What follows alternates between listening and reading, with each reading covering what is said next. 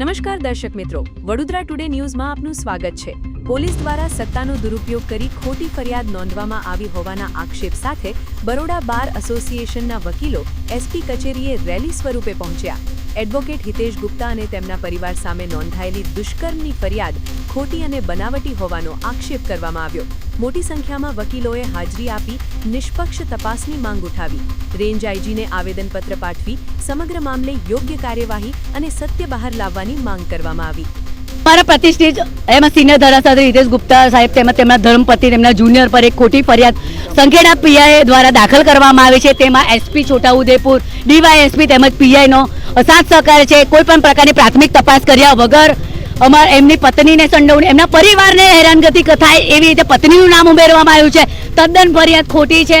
7 તારીખે ફરિયાદ દાખલ કરવામાં આવી છે અને 5મા મહિનાની ઘટના બતાવી છે। ટોટલ તમે ફરિયાદ વાંચો એમાં ટોટલી ખબર પડી જાય છે કે આ દુશ્મની રાખીને ફરિયાદ દાખલ કરવામાં આવી છે। જે પણ દુશ્મની એમના દુશ્મનો હશે, એમના દુશ્મનોને અમને કોઈ જાણ નથી, પરંતુ અમારા વકીલ પર ખોટી ફરિયાદ કરવામાં આવી છે, જેથી અમે એમની સાથે રહીશું। અને જો પોલીસ તંત્ર હજી પણ વકીલોના વિરુદ્ધમાં ફરિયાદ ખોટીઓ લેશે તો હું બાર કાઉન્સિલ ઓફ ગુજરાતના મેમ્બર તરીકે તેમજ વડોદરા વકીલ મંડળ ટ્રેઝરર તરીકે આહવાન કરું છું કે આખા ગુજરાતમાં પોલીસ તંત્ર વિરુદ્ધ ઉગ્ર આંદોલન થશે।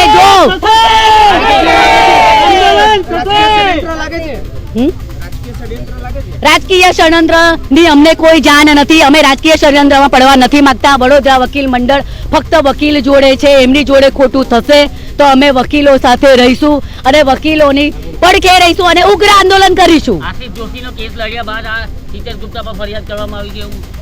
આશિષ જોશીનો કેસ લડવાનો તમામને અધિકાર છે। હું પણ કેસ લડી શકું છું। એનો મતલબ એવું નથી કે હું કોંગ્રેસમાં જતી રહી કે હું ભાજપમાં જતી રહી, પરંતુ જો એના આશિષ જોશીના કેસને ધ્યાને રાખીને જો અમારા વકીલ પર ખોટી ફરિયાદ કરવામાં આવી હશે તો વડોદરા વકીલ મંડળ ચૂપ નહીં રહે અને ઉગ્ર આંદોલન પોલીસ વિરુદ્ધ કરશે।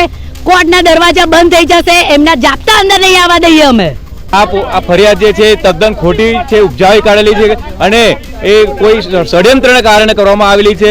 હિતેશ ગુપ્તા પર જે આક્ષેપો કરેલા છે તદ્દન ખોટા છે। અમે આખું વકીલ મંડળ અને વકીલ મંડળના તમામ હોદ્દેદારો વકીલ હિતેશ ગુપ્તા સાથે છે અને પોલીસે જે પોતાની જે મનમાની કરી છે, તાનાશાહી કરી છે અને ખોટી ફરિયાદ નોંધી છે એ તદ્દન ખોટી છે અને અમે આજે આવેદનપત્ર આપવા જઈએ છીએ। અમારી હડતાલ ચાલુ રહેશે અને અમે પોલીસને પણ જાણ કરી છે કે જે એફઆરઆઈ ખોટી ફાડેલી છે પરત ખેંચે, નહીં તો અમારા અચોક્કસ મુદતના આંદોલન કાયમ ચાલુ રહેશે જ્યાં સુધી આ ફરિયાદ પાછી નહીં ખેંચે ત્યાં સુધી। આ વર્ષ તમામ લેટેસ્ટ અપડેટ માટે જોતા રહો વડોદરા ટુડે ન્યૂઝ। નવું વર્ષ એટલે કે વિક્રમ સંવત 2082ના શરૂઆતથી વડોદરા ટુડે ન્યૂઝ ચેનલના ગુજરાત રાજ્યના તમામ શહેરના, તાલુકા, જિલ્લાના દર્શક મિત્રોને ખાસ વિનંતી કે અમારા વડોદરા ટુડે ન્યૂઝના તમામ સમાચાર જોવા માટે હવે અમારા ફેસબુક, યુટ્યુબ, ઇન્સ્ટાગ્રામના પેજને લાઇક કરો, શેર કરો, સબસ્ક્રાઇબ કરો અને કોઈપણ સમાચાર અને જાહેરાત અને તમારા વિસ્તારમાં કોઈપણ જાતની ગેરકાયદેસર પ્રવૃત્તિઓ ચાલતી હોય અને ભ્રષ્ટાચારની પોલ ખોલવી હોય તો અમારા વોટ્સએપ નંબર 9687328624 અથવા તો 9687906224 પર સંપર્ક કરવા વિનંતી।